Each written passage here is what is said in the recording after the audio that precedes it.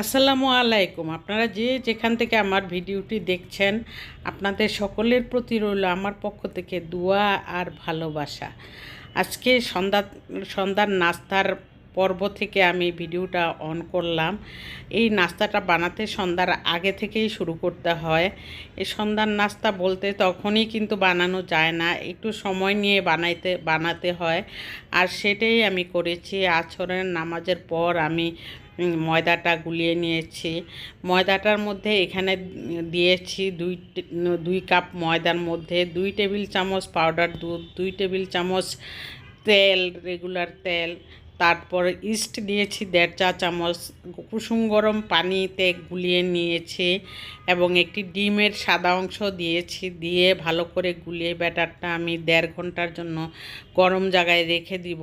আর এখানে চিকেনের পুরটা আমি বানাতে রেডি করেছি। চিকেনের সিদ্ধ করে আমি হাতে ছাড়িয়ে নিয়েছি, পরে ব্লেন্ড করে তারপর সুন্দর করে এখানে রান্নাটা করলাম।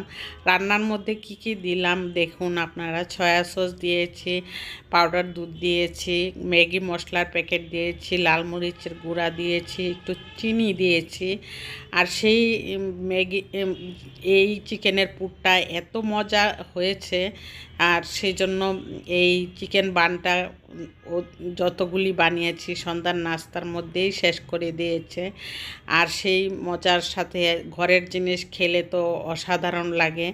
আর এই ডিজাইনটা দেখুন আমি কিভাবে বানাচ্ছি, একদমই সহজ ঘরে বানানোটা।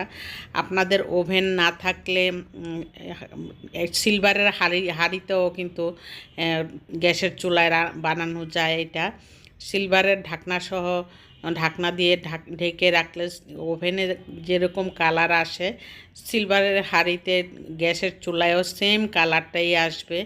এই জন্য আমি এই ডিজাইনটা আপনাদেরকে সিলভারের হাঁড়িতে করে দেখানোর চেষ্টা করতাম, কিন্তু সময়ের স্বল্পতার কারণে আমি ওভেনে দিয়ে দিয়েছি। যে ইউটিউবে দেখবেন যে কোনো বেকারি আইটেমই, কেক থেকে আরম্ভ করে সব কিছু কিন্তু সিলভারের হাঁড়িতে করা যায়। বেকারি আইটেম যতই কঠিন হোক তবুও সিলভারের হাঁড়িতে বা ননস্টিক প্যানে করা যায়। ননস্টিক প্যানে করলে উপরের কালারটা আসবে না, সিলভারের হাঁড়িতে করলে কিন্তু উপরের কালারটা একদম ওভেনের মতো আসবে। আর এইভাবে আমি বানিয়ে সম্পূর্ণ ডিজাইনটা আপনাদেরকে দেখাচ্ছি। যে কোনো ডিজাইন করা যায় এই ডোটা দিয়ে। এটা একটা নান রুটির ডোয়ের মতনই একদম হয়ে যায় এভাবে সব কিছু দিয়ে গুলিয়ে 1.5 ঘন্টা রেস্টে রাখলে। আর সেটা আমি বানানোর পরে আরও 15 থেকে 20 মিনিট একটা কাপড় দিয়ে ঢেকে রেখেছিলাম।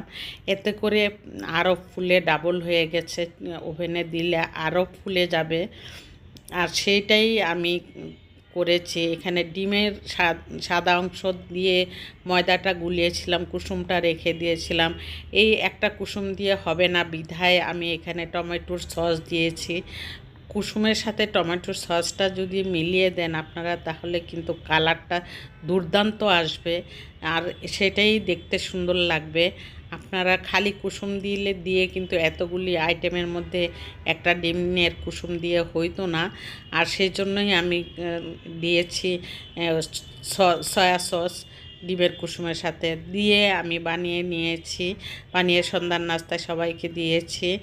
আর আমি গতকালকে সন্ধ্যার নাস্তা যা দেখাইলাম, এখন দেখাচ্ছি আমি সকালবেলা ঘুম থেকে উঠে হাত মুখ ধুয়ে, আর কোনো কাজ নেই আমার হাজব্যান্ড আর আমি দুজনে বসে নাস্তা করব। সেই জন্য আমরা 4টা রুটি আমি বানাচ্ছি। 4টা রুটির মধ্যে এখানে বানিয়ে আমরা নাস্তাটা করে নিলাম। তারপরে আমি দুপুরের রান্নার জন্য এখানে তেলাপিয়া মাছ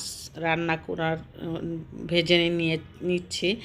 তেলাপিয়া মাছটা আমি আর আমার হাজব্যান্ড দুজন খাবে। ওরা তো মুরগি বা গরু দুইটার একটা থাকতেই হয়।